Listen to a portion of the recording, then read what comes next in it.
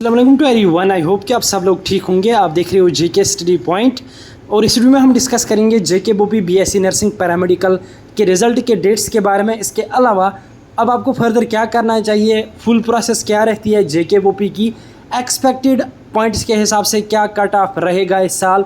इसके अलावा अगर आपको डायरेक्टली एडमिशन करना है वो किस तरीके से आप कर सकते हो, सब कुछ हम डिटेल में डिस्कस करेंगे। वीडियो बहुत ही ज़्यादा इंपॉर्टेंट होने वाला है, वीडियो ज़रूर एंड तक देखना।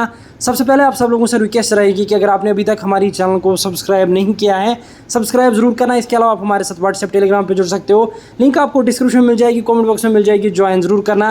बाकी जितना हो सके इस वीडियो को शेयर करना अपने दूसरे दोस्तों के साथ ताकि उनकी भी हेल्प हो जाए, उनको भी ये अपडेट मिल जाए। तो चलिए वीडियो को स्टार्ट कर लेते हैं।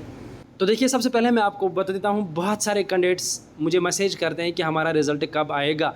और अगर हम ओवरऑल बात करेंगे तो जितने भी जेके बोपी के एस्पिरेंट्स हैं वो सारे वेट कर रहे हैं रिजल्ट का। तो यहाँ पे सबसे पहले मैं आपको बता देता हूँ, आपका जो रिजल्ट है वो 15 to 20 डेज़ में आने वाला है। तो अभी लगभग 20 दिन है तब आपका रिजल्ट आएगा। एक्सपेक्टेड की अगर हम बात करेंगे तो यहाँ पे 5 जून से लेकर 10 जून के बीच में आपका रिज़ल्ट कभी भी आ सकता है। अभी बहुत ज़्यादा टाइम है। अब यहाँ पे अगर हम प्रोसेस की बात करेंगे तो रिज़ल्ट के बाद आपकी ऑनलाइन काउंसलिंग स्टार्ट होती है, उसका एक सेफ स्कोर होता है। लेकिन यहाँ पे जो रिज़ल्ट आपका बनता है वो आपका न्यू आंसर की के हिसाब से बनता है। वो न्यू आंसर की रिज़ल्ट के साथ अटैच करके होती है, वो अलग से नहीं निकाली जाती है।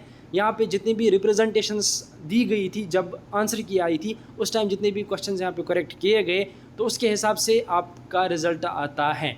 और यहाँ पे प्रॉपरली अच्छे से आपका रिज़ल्ट निकाला जाता है। और यहाँ पे जितने भी क्वेश्चंस में एरर होता है, जो भी मिस्टेक्स हुई होती है, वह सारी रिमूव करके आपका रिज़ल्ट यहाँ पे निकाला जाता है। अब यहाँ पे रिज़ल्ट तो अच्छे से आपका आ जाएगा। जितने भी कैंडिडेट्स ने पहली वाली आंसर की के हिसाब से स्कोर चेक किया होगा तो आपका स्कोर उसी के इर्द गिर्द रहेगा। 3 या 4 पॉइंट्स का फ़र्क आ सकता है, बाकी स्कोर आपका वही रहेगा। जो भी आपका स्कोर आता था तो उसी के इर्द गिर्द आपका स्कोर रहेगा। 3-4 पॉइंट्स का फ़र्क पड़ सकता है, बाकी आप अपना स्कोर वही मान के चल सकते हो आज से ही। फिर जब रिज़ल्ट आएगा उस टाइम आपको सारी चीज़ें क्लियर हो जाएंगी। यहाँ पे मैं आपको बता देता हूँ, रिज़ल्ट आने के बाद आपकी ऑनलाइन काउंसलिंग होती है, जो कि आपको जेके बोपी के थ्रू एक लिंक प्रोवाइड की जाती है। वहाँ से आपको ऑनलाइन काउंसलिंग करनी होती है, लेकिन उसमें पार्टिसिपेट करने के लिए आपको एक सेफ स्कोर दिया जाता है। पिछले साल की अगर हम बात करेंगे तो 35 सेफ स्कोर गया था। मतलब ये है कि 35 से बिलो जितने भी कैंडिडेट्स थे वो एलिजिबल नहीं थे काउंसलिंग के लिए, वो कर ही नहीं सकते थे काउंसलिंग। और 35 से अब या 35 जिनके भी पॉइंट्स थे वो फार्म फिलअप कर सकते काउंसलिंग के लिए। इस साल की अगर हम बात करेंगे तो मेरे हिसाब से 30 जाएगा, क्योंकि इस साल थोड़ा कट ऑफ कम जाएगा। और यहाँ पे मैं आपको बता देता हूँ, पेपर टफ आया था, उस रीज़न से 30 तक जा सकता है। लेकिन मैं आपको बता देता हूँ, एग्जैक्टली हम नहीं बता सकते हैं, बाकी एक्सपेक्टेड 30 to 35 है। इसी के इर्द गिर्द आपका कट ऑफ जाएगा सेफ स्कोर के लिए, जो फर्स्ट राउंड ऑफ काउंसलिंग के लिए पार्टिसिपेट कर सकते हैं। अब यहाँ पे मैं आपको बता देता हूँ, उसके बाद यहाँ पे आपकी काउंसलिंग चलती है ऑनलाइन, उसके बाद आपकी ज्वाइनिंग हो जाती है, फिर आप ज्वाइन करते हो कॉलेज वगैरह। फिर कॉलेज वगैरह वापस से यहाँ पे जेके बोपी को लिस्ट भेज देते हैं कि कितने स्टूडेंट्स ने ज्वाइन किया, कितनों ने नहीं किया। और जितनी भी सीट्स वैकेंट रहती है वो सेकंड राउंड ऑफलाइन काउंसलिंग के लिए जाती है, क्योंकि ऑफलाइन इसलिए होता है, किसी स्टूडेंट को कॉलेज चेंज करना होता है तो वो ऑनलाइन नहीं कर सकता है, इसलिए फिर ऑफलाइन काउंसलिंग की जाती है, ताकि कोई कैंडिडेट अगर अपग्रेड कॉलेज करना चाहता हो, चेंज करना चाहता हो, या कोई कॉलेज छोड़ के दूसरे कॉलेज में जाना चाहता हो तो उसको वो ऑप्शन ऑफलाइन मिले। ऑनलाइन वो चीज़ पॉसिबल नहीं है, तो उस रीज़न से सेकंड राउंड की काउंसलिंग ऑफलाइन हो जाती है, फिर उसकी भी ज्वाइनिंग हो जाती है। फिर फर्दर अगर सीट्स वैकेंट रही तो वो राउंड्स हो जाते हैं। अब यहाँ पे बहुत सारे कैंडिडेट्स ये सोच रहे होंगे कि कट ऑफ क्या जाएगा, हमें कौन सा कॉलेज मिलेगा, और क्या हमें आज यहीं पर एडमिशन करना चाहिए कि हमें बाहर जाना चाहिए। तो देखिए, मैं आपको बता देता हूँ क्लियरली, अगर आपको लगता है कि आपके पॉइंट्स कम हैं जेके बोपी में, 30 से कम, या अगर 40 भी हम मान लेते हैं, आपके पॉइंट्स 40 तक आ जाते हैं, आप बाहर जा सकते हो पढ़ने, तो देन मेरे हिसाब से आपके लिए बेस्ट रहेगा कि आप बाहर ही जाओ। क्यों?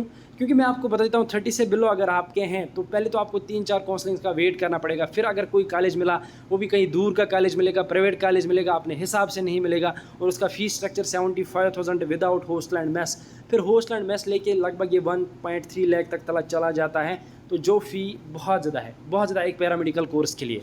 यहाँ पे मैं आपको बता देता हूँ, और घर से आपको फिर भी बाहर ही रहना पड़ेगा। तो उससे अच्छा ये है कि अगर आपके 40 से बिलो पॉइंट्स आते हैं तो आपके लिए बेस्ट ये रहेगा कि आप किसी बाहर के कॉलेज में एडमिशन करो। तब अगर आप इंटरेस्टेड अगर आप हो, अगर आपको घर वाले छोड़ेंगे, आप जा सकते हो, आपको लगता है कि मैं सर्वाइव कर सकता हूँ बाहर, तो देन आपको करना क्या चाहिए, आपको सिंपली पंजाब के किसी अच्छे प्राइवेट इंस्टीट्यूट में एडमिशन लेना चाहिए और वो आप हमारे थ्रू ले सकते हो। उसके लिए आपको कांटेक्ट करना होगा 9149710854। अब मैं ऐसा क्यों बता रहा हूँ, देखिए मैं आपको ये चीज़ नहीं बताता, मैं इसलिए बता रहा हूँ क्योंकि आपके लिए ही इसमें फ़ायदा है। अगर आप वेट करोगे काउंसलिंग का, जिन भी कैंडिडेट्स के 40 से बिलो पॉइंट्स हैं, मेरे हिसाब से उनका कोई फ़ायदा ही नहीं। हाँ, अब जो कैंडिडेट्स बाहर नहीं जा सकते, वो सिर्फ कश्मीर में ही पढ़ना चाहते हैं, उनको कोई मतलब चांस ही नहीं है बाहर जाने का, तो उनके लिए तो फिर वेट करना ही सही रहेगा। लेकिन जो जा सकते हैं, जो इंटरेस्टेड हैं, तो वो जा सकते हैं। और यहाँ पे मैं आपको बता देता हूँ, जो पैरामेडिकल कोर्स आप 75,000 में यहाँ पे करते हो कश्मीर में विदाउट हॉस्टल एंड मेस, 70,000 से लेकर 80,000 के बीच में आप with hostel and mess Punjab में कर सकते हो। और यहाँ पे हमारे पास एक कॉलेज है, उसका 37,000 पर सेमेस्टर फीस है विथ हॉस्टल एंड मेस, और वो 74 हो जाता है ईयर का विथ हॉस्टल एंड मेस। तो आप देखो कितना फ़र्क है, लगभग आपको 50 to 60,000 बच जाते हैं। तो आपका फ़ायदा है। अगर आप बाहर आना चाहते हो तो हमारे साथ ज़रूर एक बार कॉन्टैक्ट करना 9149710854। अब अगर हम कट ऑफ की बात करेंगे तो सिंपली मैं आपको बता देता हूँ, यहाँ पे गवर्नमेंट कॉलेज के कट ऑफ के रिगार्डिंग अगर हम बात करेंगे तो मिनिमम आपके पास 60 पॉइंट्स होने चाहिए। चाहे आपके पास कोई कैटेगरी है, चाहे आपके पास ओपन मेरिट है, जो भी है 60 पॉइंट से अबव अगर आपके हैं तो आप वेट कर सकते हो, आपको शायद गवर्नमेंट कॉलेज मिले, बाकी चांस तो नहीं है। अब अगर हम हॉरिजॉन्टल कैटेगरी की बात करेंगे तो 50 तक जा सकता है, लेकिन उससे नीचे तो कट ऑफ जाएगा ही नहीं कैटेगरी का, अगर आप गवर्नमेंट का सोच रहे हो। बाकी मैं आपको बता देता हूँ, कोर्स के रिगार्डिंग हम आपको गाइड करेंगे, हमारे साथ व्हाट्सएप पे ज़रूर कॉन्टैक्ट करना अगर आप बाहर जाना चाहते हो, अगर आप इंटरेस्टेड हो।